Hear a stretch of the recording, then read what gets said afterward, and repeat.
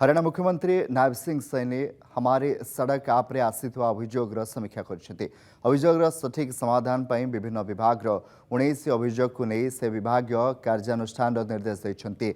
जा मध्यरे पीडब्ल्यूडी 2 एचएसएएमबी 6टी एसएसआईआईडीसी 2टी और जिला परिषद गोटे यूएलबी 5टी और एसएसबीपी 3टी अभियोग रही। या सहित यह भी निर्देश देते जदि कौन ठिकादार समय सीमा मध्य समस्यार समाधान न करती संपुक्त विभाग से ठिकादार विरोध में कार्यानुष्ठान नहीं पारे।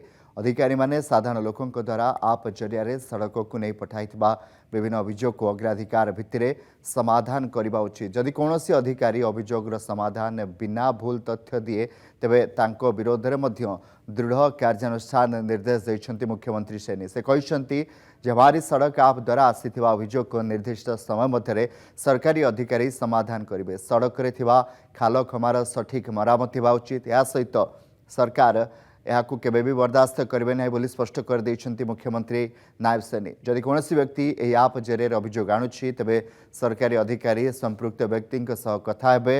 या छड़ा जदि कौन सड़क मैपिंग होई नाही तार मैपिंग करबा पई मध्य निर्देश देछन्ति नायब सैनी।